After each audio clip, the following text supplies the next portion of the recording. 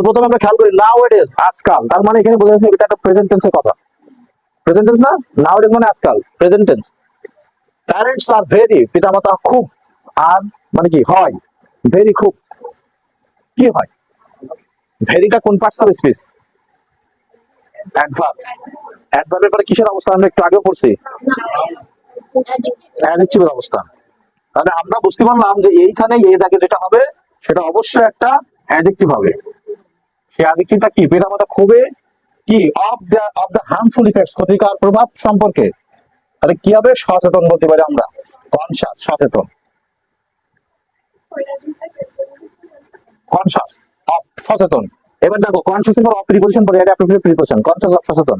তাহলে আমাদের এক দিলে দুই ভাগে মারতে পারছি আমরা, তাই না? এখানে কনসাস অফ, সচেতন, এটা তোমরা অ্যাপ্রোপ্রিয়েট প্রিপোজিশনে পাবা। যদি প্রিপোজিশনে গ্যাপ দিয়ে দেয়, কনসাস এর একটা গ্যাপ দিয়ে দেবে, তোমরা অফ মেরে দেবো, এক নম্বর পেয়ে যাবা। আর এখানে আমাদের তো দিতেছে আমাদের কি, উইথ ক্লোজ। তো এখানে আমাদের দিচ্ছে কি, এটাও তো তোমরা বুঝতেছো, মুখস্থ থাকলে কনসাস অফ মানে কি, সচেতন। আর যদি আমরা গ্রামাটিক্যাল নিয়ম থেকে যেতে চাই, তাহলে আমরা এখানে অ্যাডভার্বের পরে অ্যাডজেক্টিভের অবস্থা। তাহলে nowadays parents are very conscious of the harmful effects of, এই যে অফ প্রিপোজিশন, প্রিপোজিশনের পরে অধিকাংশ প্রিপোজিশনের পরে নাউনের অবস্থান আমরা সবাই জানি, তাই না? এখন আরেকটা বিষয় খেয়াল করো, এখানে দেখো আমাদের আর একটা ওয়ান হয়ে গেছে, ওয়ান আর একটা প্রিপোজিশন। তার মানে আমরা প্রিপোজিশন হলো একটা প্যাড, প্যাড করেছিলাম আমরা, প্যাডের পরে একটা সময় থাকলে নাউন হয়, দূরে থাকলে কি হয়, সেটা নাউন হয়, নাউনের আগেরটা অ্যাডজেক্টিভ হয়, তাই তো? তার আগেরটা কি হয়? হ্যাঁ, কিন্তু আমাদের সবসময় মনে রাখতে হবে প্যাড অর্থাৎ প্রিপোজিশন, পজিটিভ, তারপরে ডিটারমিনার যা যা আছে ওইখান থেকে আজকে না। তো দেখবো আমরা এখানে একটা প্রিপোজিশন, এখানে আরো একটা প্রিপোজিশন, তার মানে এখান থেকে আর এদিক ধরার সুযোগ নেই, এইটুকুই ধরবো আমরা। কারণ এটা হলো আমাদের একটা প্রিপোজিশনের পরে একটাই শব্দ হবে, ওইটা তাহলে নাউন হবে। প্রিপোজিশনের একটা শব্দ মানে সেটা কি হবে? নাউন। তাহলে এখানে আমরা বি নম্বরে হতে পারে কি, এখানে আমরা আবার একটু পড়ে যাবো। nowadays parents are very conscious of the harmful effects, পিতামাতা খুবই সচেতন of the harmful effects, ক্ষতিকর প্রভাব, কিসের ক্ষতিকর প্রভাব? of punishment on children, punish দেখো এখানে আছে, পানিশ মানে শাস্তি দেওয়া, কিন্তু আমাদের এর পরে হবে কি, নাউন, পানিশমেন্ট। পানিশমেন্ট কেন হচ্ছে? আমাদের প্রিপোজিশনের পরে নাউনের অবস্থান, প্রিপোজিশনের পরে নাউনের অবস্থান। অল চিলড্রেন, বাচ্চাদের উপরে যে শাস্তি দিলে তার যে প্রভাব পড়ে, এটা ক্ষতিকর প্রভাব সম্পর্কে পিতামাতা কিন্তু খুবই সচেতন।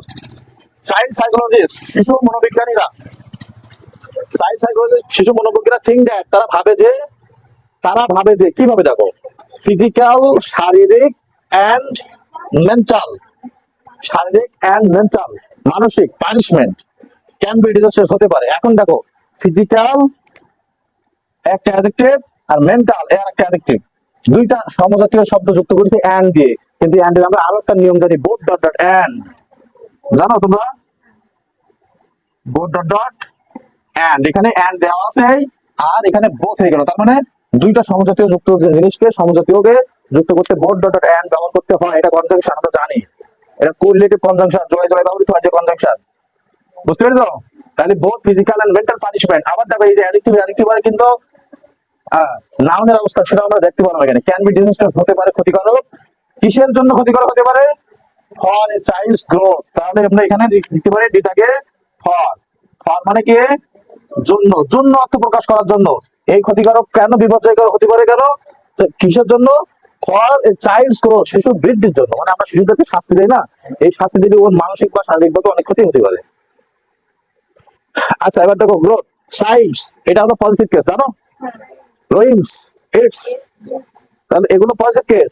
পজিটিভ কেসের পরে কিসের অবস্থান? নাউনের অবস্থান। আজকে আমরা পড়েছি পজিটিভ কেসের পরে নাউনের অবস্থান, গ্রোথ, বৃদ্ধি, এটা noun.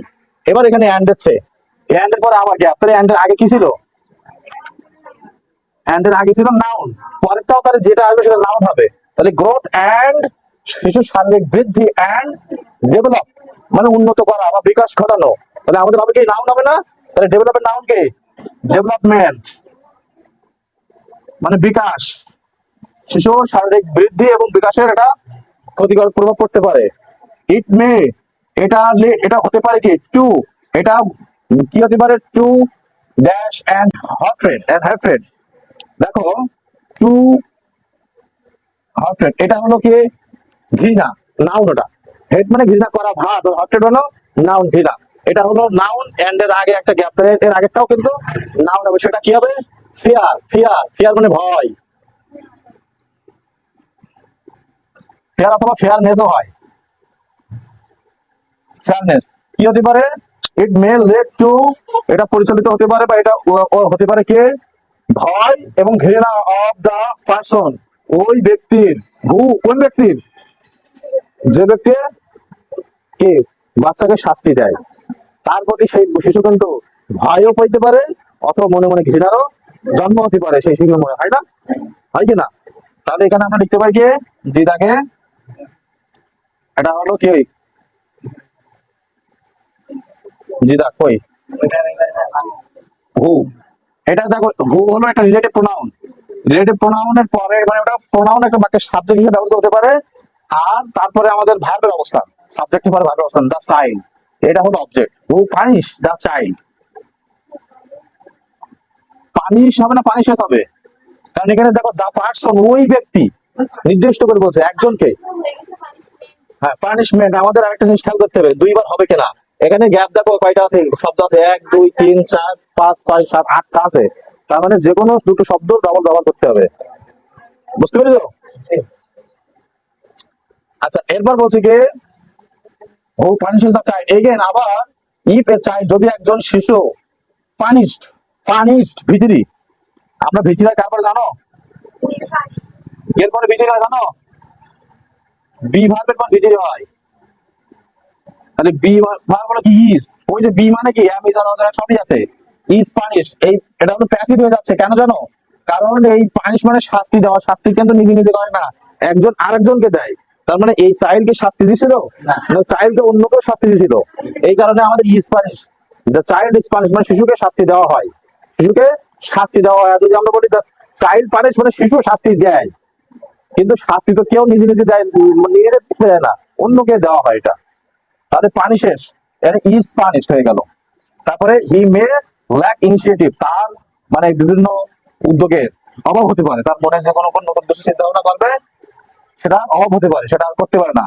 He may also feel, he may also feel, সে আরো অনুভব হতে পারে hostile, hostile to, hostile to এটা বুঝতে পারবো, হোস্টাইল টু এই অ্যাপ্রোপ্রিয়েট প্রিপোজিশন শত্রু ভাবাপন্ন, হোস্টাইল টু, টু মানে প্রতি, টু মানে কি প্রতি, তাহলে ফিল হোস্টাইল আদার্স, অন্যদের প্রতিও সে শত্রু ভাবাপন্ন হতে পারে।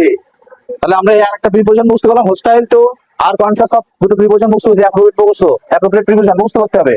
তারপর বলছে কি সো রিউড বিহেভিয়ার, অর্থাৎ খারাপ আচরণ, কর্কশ যে আচরণ, ভাষা, মে গ্রাজুয়ালি ধীরে ধীরে, বাকি আছে কি আর দেখো তো,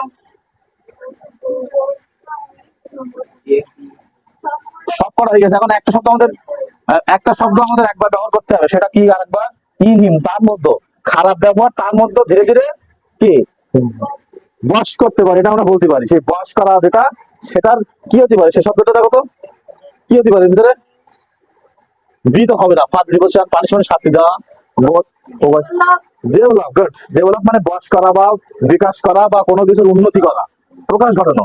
তাহলে এখানে আমাদের ডেভেলপ হবে,